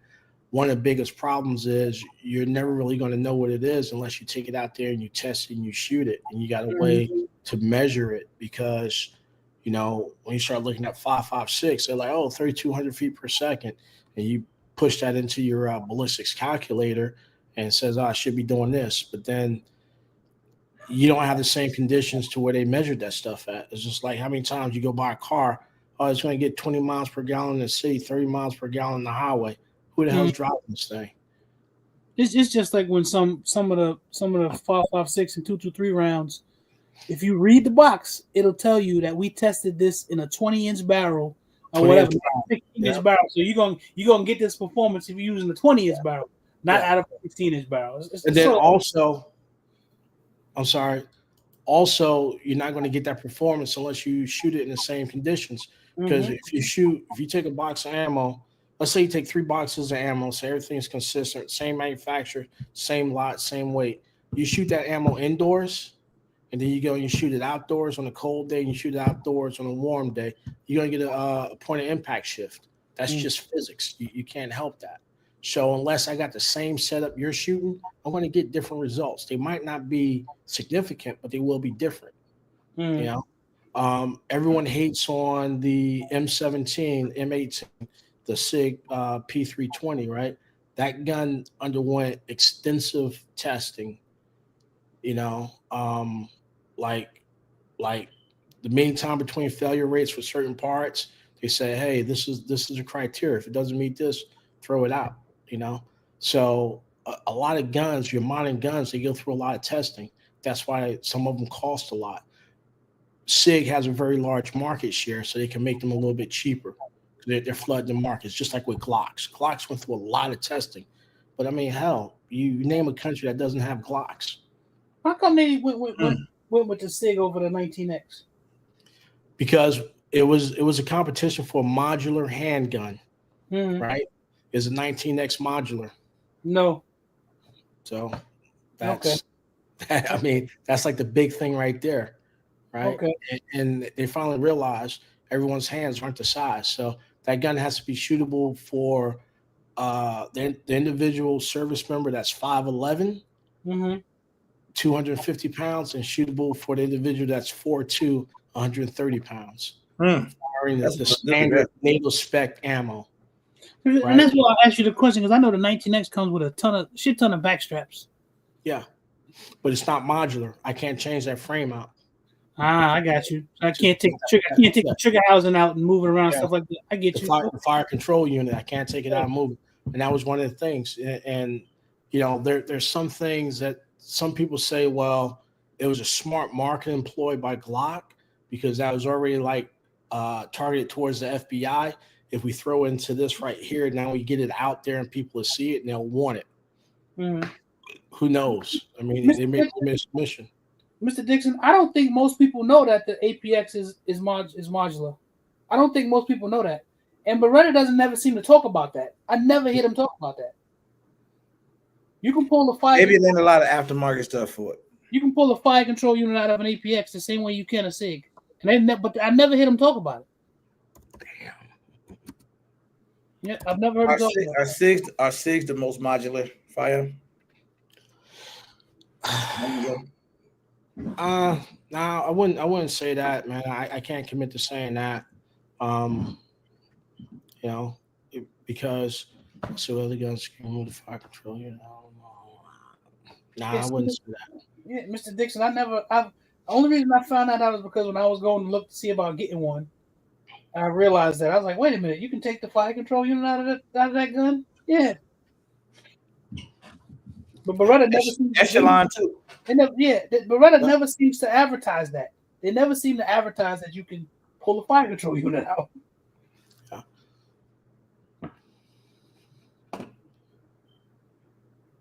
I didn't know it was in that competition though with the Glock and the SIG though. I didn't know that. Yeah, because I think Beretta makes a good product. Yeah, and I think part of that one was SIG did offer a sweet price and all of the total cost of ownership as far as the aftermarket sales and everything else, the service and support. And then when you the report is available because it's public knowledge, they have the disclosure and everything else. The mean time between failure rates, like when did certain things break down. Mm-hmm. Right. That's where SIG kind of edged these other guns out. Mechanical accuracy, shootability, and everything else. So they went from developmental testing, operational testing, down select, then fielding. Right. So that's basically how you do it for these big contracts. What up, Showtime? Hey, no. What up, Roy? Because I never looked into that. I just didn't know why they picked one over the other. I just know, like, the only Glock that I own is the one that they put into the competition. It's when I went to go get it because I didn't like Glocks, and I had a Glock before. I didn't like it, so when I saw that one, I said, let me play around with it. And somebody let me shoot it. I'm like, something, I like this better than my old 17 that I got rid of. Yeah. Right. So and then you look at it. Glock has refused to change. They made very subtle incremental changes. Dual slide releases. Captured guy rods. You went from the plastic to the metal and stuff like that. No. My thing is, if the recipe tastes good, why change it? Yeah. That's how I look at Glock. If I already know I got something that works, how you just make it food though?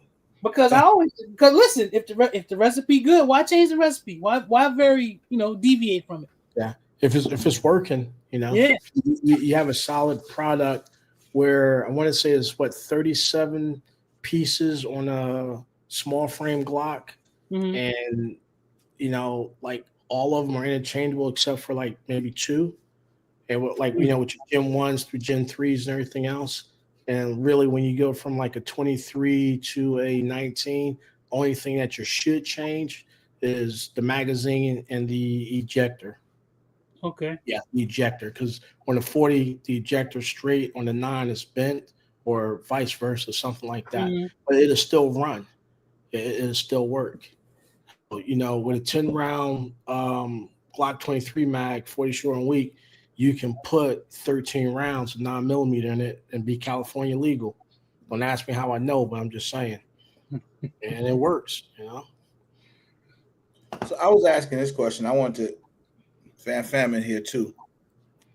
So I was talking to that was today. I was going to say yesterday. This was actually earlier today. Thomas Smith, what up, man? Talking to a gentleman from one of the 2011 companies, right? It's building a 2011 that's gaining a lot of popularity. And we were talking, he was saying how right now it's just the wave, right? Like that's just the wave. People want these double stack 1911s. People want to get into the game, but there's so many of them out there that were super expensive. Everybody don't want to spend staccato money. And people always talk staccato as the standard, right? That's kind of where it starts. And then you can go as high as you want, really. High as you want. But do you, now with a lot of these companies coming out from the Fusion joint to the Mac 9s, the Apollo 11s, these companies that are coming out with these 2011s, right in the $1,000 price range, some of them even less than that. Do you think that is starting to open the market up? Like, does it make it harder on some of the more expensive guys? Honestly, I don't think so, because the people that had that money for the expensive guns, they still got that money to get those guns, right? It just opens up the market and it brings a little bit of competition, because sooner or later, total cost of ownership 2011 or double stack 1911, I want to say, hey, you know what? Let's tighten this up, produce less guns, and cost more. So now my price is going to creep up, right? And then you're going to say, well, hey, they're starting to catch up, and the quality is not that bad. I can't sell a shit product. Excuse my language. I can't sell a bad product for very long, right? Right. So it's going to force me to increase my quality of the product if I want to stay in business, right? And most companies, they want to grow. Now, some companies are good with just producing a select amount of firearms and everything else. If you do that, your cost is going to go up, and your cost goes up, quality has to go up. It's good. Competition is good, right? Because now, if I'm offering optics plates and everything else, well, and I'm starting to breathe down your neck, and you want to get that heat off of you, what are you going to do? You're going to start offering optics plates, right? I love the fact that it's opening up for everybody. You know what I'm saying? Like, I always been an advocate for that. Like, I want to see, I like stuff at every level. I like stuff when it's the most budget friendly stuff, all the way up to the super expensive stuff. Like, I just like it all. Like, I love to go and try new stuff and check it out. And that's what made me start learning that, we can find quality at every level. Yes. You can build a quality gun, a quality product, and it don't have to cost you a shit ton of money. That's the truth. You can do that. And a lot of we've all big fans of the Platypus, dope gun. And I was just asking the other day, I was saying, somebody asked me, and then it got me thinking about it. Now it's starting to be competition where they were in a market kind of by themselves at one point. But now you're starting to see other companies come and say, hey, that seems to be pretty popular. The double stack 1911 and take Glock mags. Let's go produce one. Yeah. And now they're starting to gain some pop. There's two other companies out there doing it now? Well, yeah. Two. Fusion Ermox and what's the other one, bro? The Alpha Foxtrot people. The Romulus. Right. Yes, that's the Alpha Foxtrot people. Yeah. I want to say that Romulus is $1,100-$1,200. Yeah, that might be about right. And I think that's like dealer's price. Not sure. I don't know, fam. That's a great question. I don't know if they'll take Stealth Arms lunch money, but I do feel like they're going to get some of that market. I want to get my hands on one and see what it feels like. Because I feel like what happens is one of the problems with, I ain't gonna call it a problem, but one of the things with Stealth Arms is just that wait time. So I asked Zach the other day, I said, do you think that the Cerakote part of it is gonna always keep them exclusive? You see what I'm saying? Where you have that ability to get a custom firearm, or will people say, nah, man, I'm not finna wait no 6 months to get no gun. I can order this Fusion right now and have it next week. And I told you, I think is in the store. Right. I think that's going to be a bigger factor. And I just use us as an example. When we go somewhere looking for something, we want to get it right there. We don't want to wait. we there to get it. We want to get it. We don't want to wait for it. I think that can have an effect on that. Yeah. And I told you the personalization thing goes but so far. I told you that too. I think that only goes but so far. Yeah. Hey, gentlemen, check the private chat and tell me what you think about those right there. Let me see what he got. Oh yeah, I know SK Guns. They was actually one of our sponsors 2 years ago. Yeah, but check out the one below that. Oh Jesus! I like to be able to buy that, but I can't. Damn. Ooh, that's nice. Oh Jesus! That's nice. I'd like to have that. Yeah, that's next level right there, man. Yeah. But so Man, that's and then they got the nerve to say sold out next to it. Yeah. Right. And that goes back to the comment I made earlier because, like I'm going to get on the gram and like, oh, yada, yada, yada, whatever. This, this gun's $8,000. Right. And those two guns right there we just pulled up. It's just like, yo, that's cute. That's a start. You can go, you start talking about Cabot, man. Cabot got a meteorite gun. Like the fuck, man. Yeah. Language. That's great. How much that gun cost? $100,000? No, I think the set. I think the set is like, man, I don't even want to look at it. Shit. Hey, y'all see this?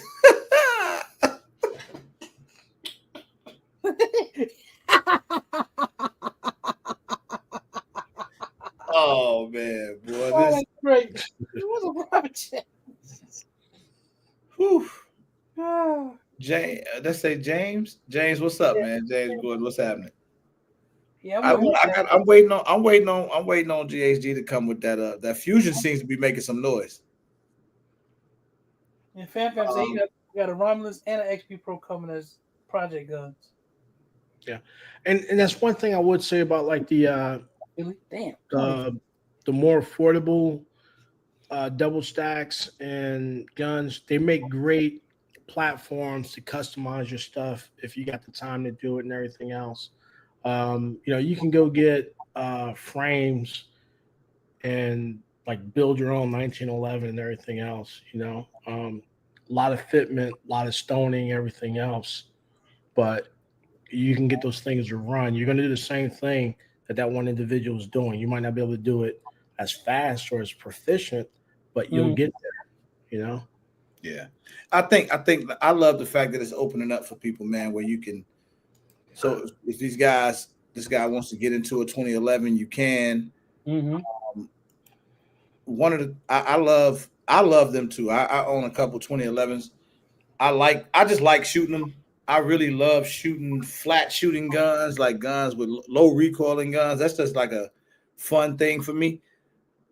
But I also feel like I want to say that was Koy I was speaking to about how you get into some of these firearms and then you can kind of make them what you want them to be. Mm-hmm. I like the idea of that. I love what like when Fam took his Prodigy and what he was able to do to that and stuff like that. Now, one of the things that we disagree on, respectfully, is I'm one of those people that's not. Don't get me wrong. See, I say this and I want to say it as respectfully as possible.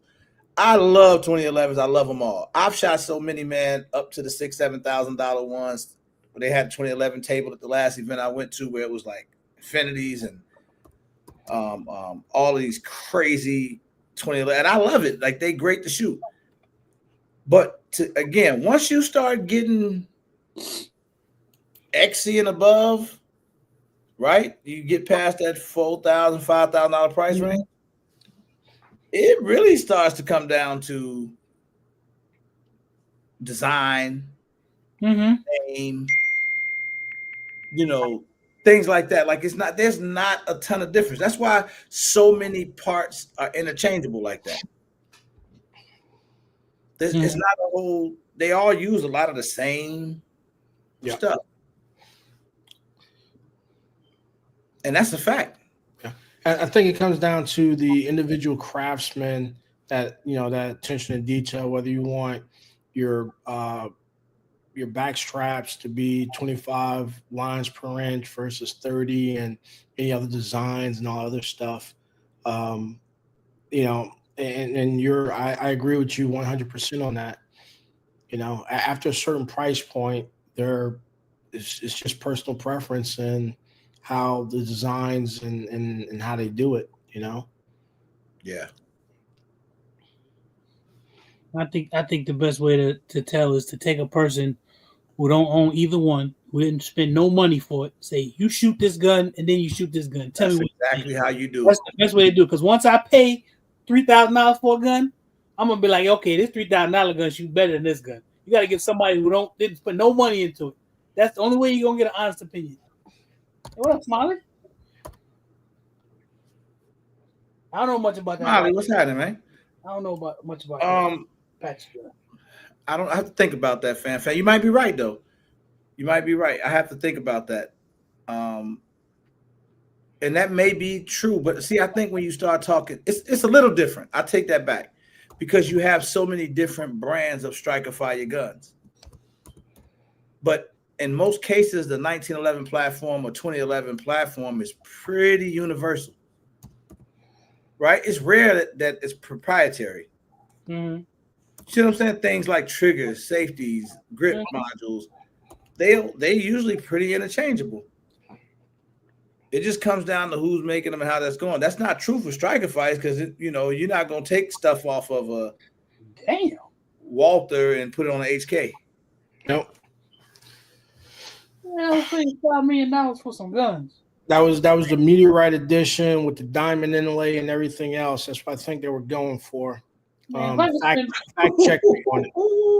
Buy me something else. Now, when you start getting into that, that's a Joe Bar. That's terrible. Yeah. But no, fact check me on it.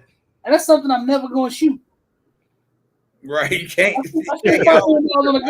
Run or not. I just got that. I was at one of my local gun stores, and they have one of the the courts, and they have one in the store. And the guy was like, he said, "Yeah, I can let you pick it up or whatever, but you can't pull it because it's like if you pull the trigger or you do anything like that, right? And then you can't. So it's like you just can't do anything with it. And it's the gun is basically whoever is not. You can't send it back or do anything like that. But he's like, you can't pull the trigger, you can't do nothing like that. He said, all you can do is hold it. That's it. And like me, I'm all about bringing stuff to everybody, like not only in the community, but everybody that watches the channel. I always love to bring stuff. Things fluctuate in price, right? So even for me, I own stuff. I don't own nothing too crazy in price, but I do have a few things that you would consider expensive because I think once you get past $1,500, $2,000, that's expensive. Right? I mean, let me tell you something. When you get to 500, $600, that's expensive. No, $2.79 is expensive. That's how much gas it is. $500, $600 gun is expensive. I think we look at that kind of crazy. It's just like we say an optic. Oh, it's a budget optic because it's $200. No, $200 to spend on something is a lot of money. Yeah. No, I agree. Dr. Brian, what up? Oh, I see what you're saying. Fam said he was referring to the difference in the way they shoot.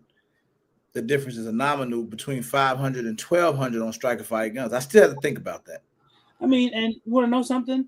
I don't disagree with that. I don't disagree with him either. That's what I said. I have to think about it, though. There's some guns within those price ranges where the recoil impulse is better and things like that, and you can tell the difference. They got a better trigger and stuff like that. I think it just goes no matter what the price is. That might be true, though. I mean, it could very well be true. Like I just have to think about it because there's so many striker fire offerings. Right. That you know what I'm saying? But he's right, though. I think that a lot of them, but when you start getting in, okay, let me tell you what made me think about that. He said between 500 and 1,200. Mm-hmm.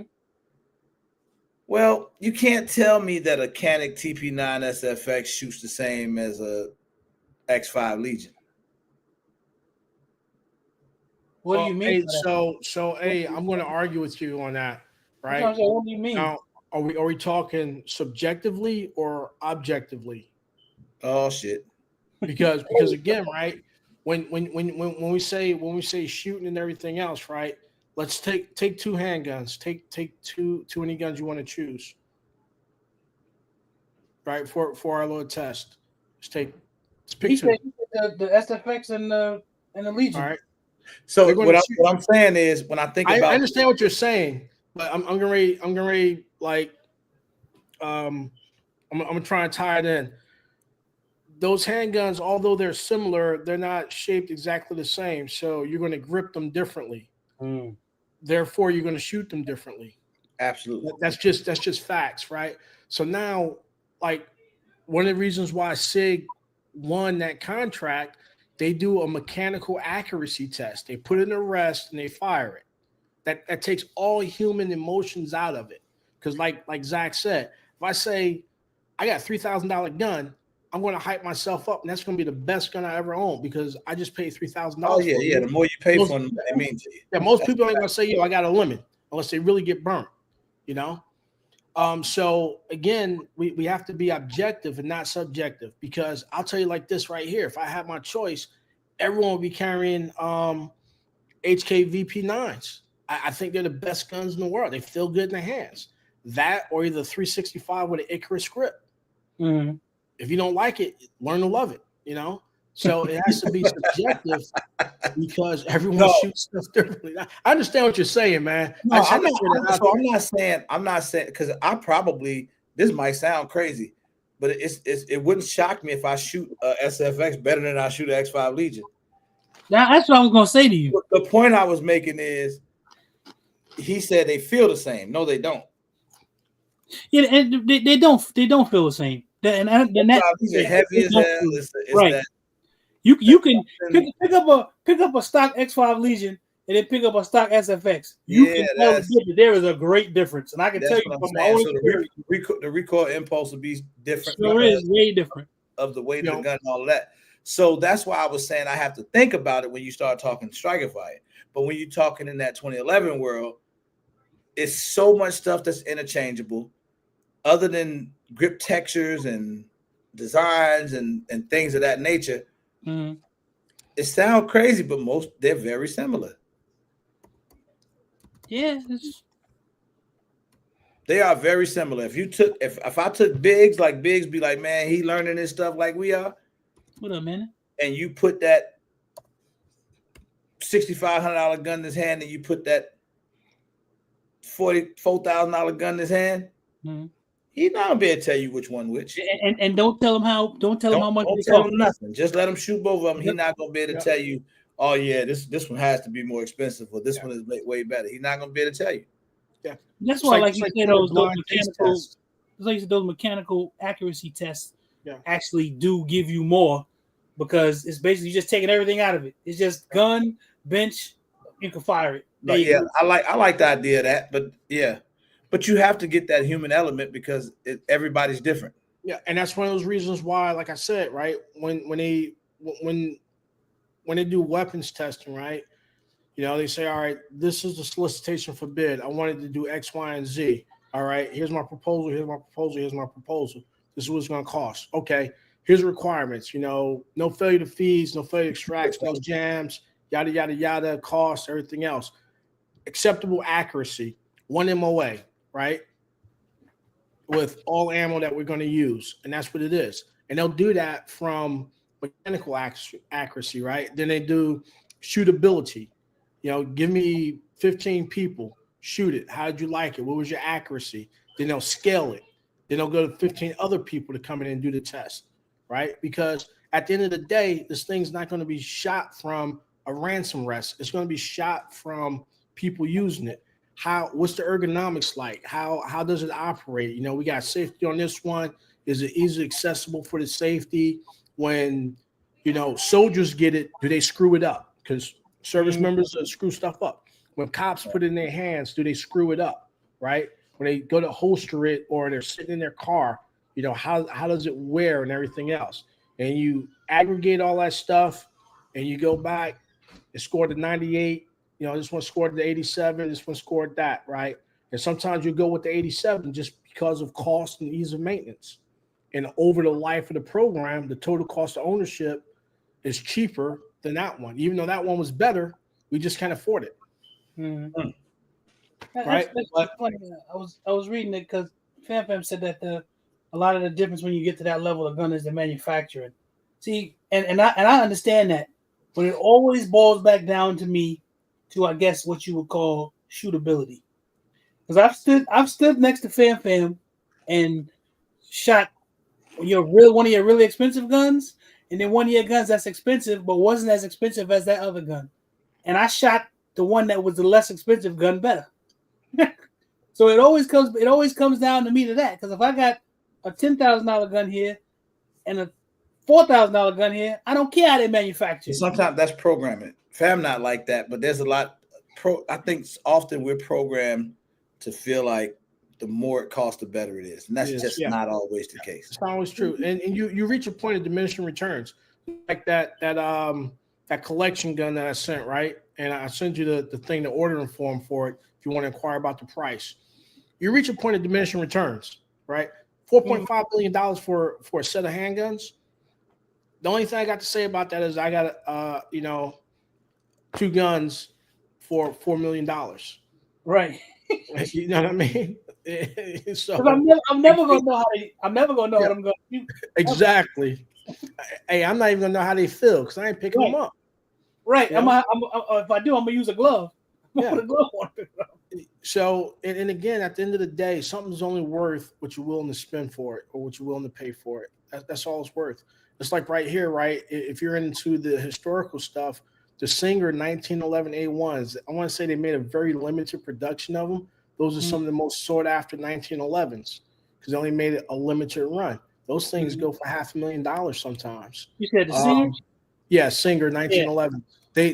They made them so great. They say, hey, Singer, you're not going to make them anymore. You're going to go around and show other people how to make them.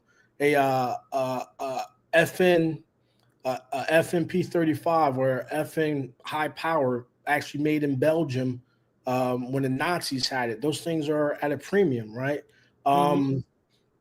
Singer, FN, there's a couple of guns out there like they're paying $1.2-3 million for because they're just rare. There's no more of them. The German Luger chambered in 45 ACP. I think there's only like 3 of them ever made. Wow. Right? You know how much one of those would go for? You'll never know, man, because no one knows who has them. Right. So again, it just really based on your requirements. It's one of those things. I can get a real expensive gun, but it can't do the simplest things, like i.e. run tool steel case 9mm. Is that a deal breaker? No, because if I got a $6,000 gun, I'm not shooting tool steel case 9mm out of it. Right. Yeah, AJ, they make a hell of a sewing machine too. Hey, what the Robin Harris said, we don't serve color. It's good because I don't eat them motherfuckers.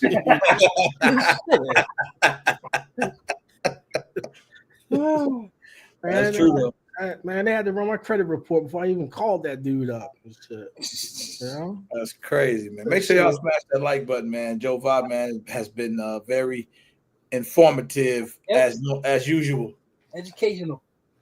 That's cool, man. I like I be learning so much from a lot of this stuff, man. But now you're gonna have me all ammo concerned now. Like I ain't gonna know what to buy when I go to the store.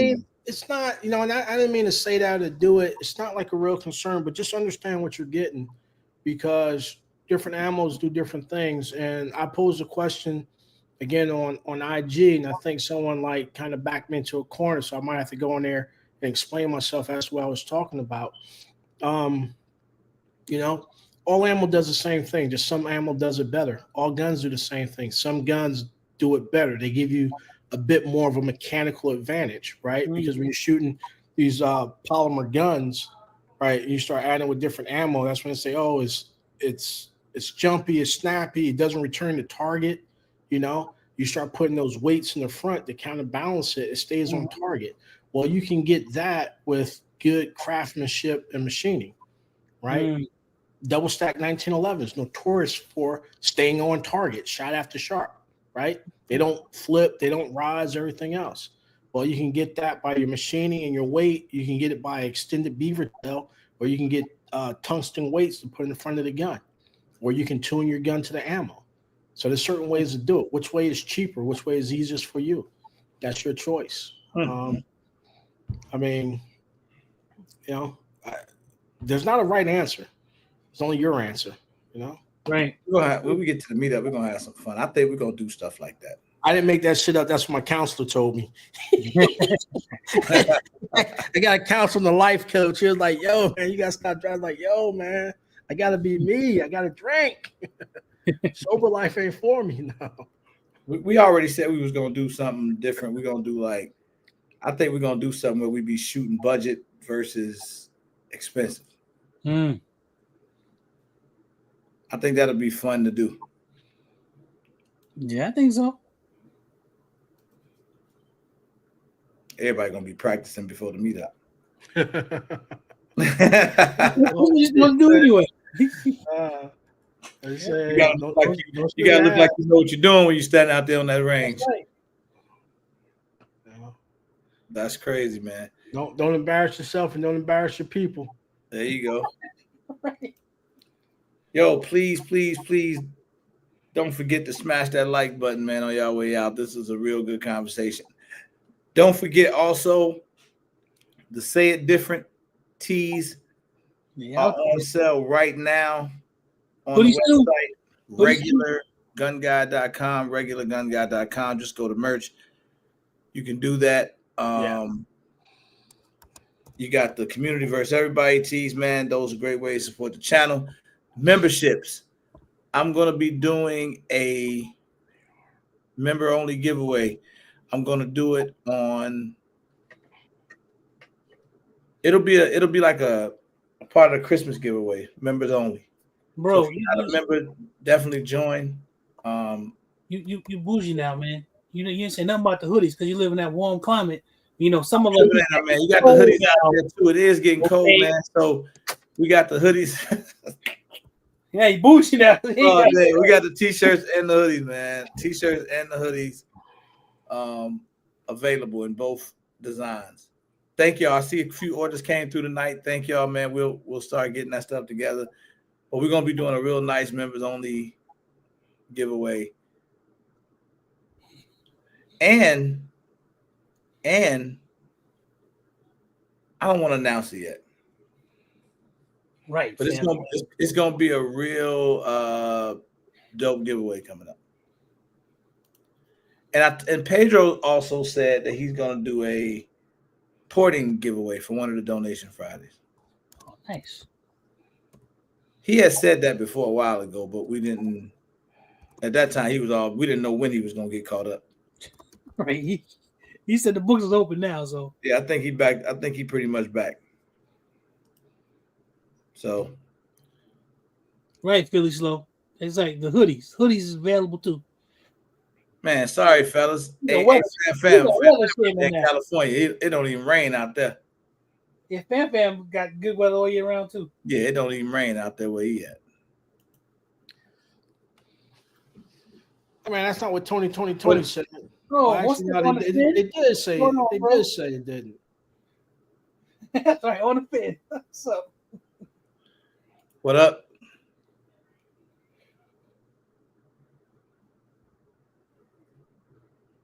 All right, nice, fam. Nice.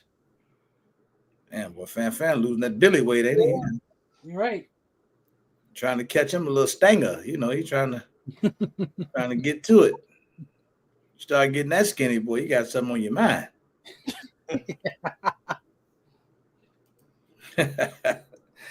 No, man, I'm gonna get up out of here, man. Listen, I appreciate everybody, man. Make sure y'all smash the like button on the way out. I expect to see 15 damn orders, man, because 15, I gotta go back and see everybody that said me. I just ain't ordered mine yet. So. No, I'm just messing around. Listen, I appreciate y'all, man. You order, but I'm gonna be mad at you if you don't smash the like button. Now, anything else you can avoid, but smash that like button. That ain't gonna cost you not damn cent. Boosted, don't nobody want no zipper hoodie. We ain't Mr. Rogers. Regular hoodie. No, it ain't, man. First of all, ain't no such thing as assault weapon. Right. Second of all, it ain't gone. It ain't going yet. Unless something happened today that I don't know about. It ain't gone, man. It's a 30-day stay on it, and the state that already appealed it, they're gonna make it rough. Yep. Zipper hoodie. Shut up, Boosted. Right. Get on my nerve, man. Thank you, Mr. Dixon. Thank you to everybody who placed their order, man. I appreciate y'all. I will see everybody on Friday night. Yeah, I see everybody on Friday, man. So everybody be safe. Enjoy the rest of your week. Holler at y'all on Friday. Thank you, Joe. I appreciate you, brother. Hey, don't worry, Zay. Thanks for having me on, man. Yep. Have a good one. Yeah, thanks, man.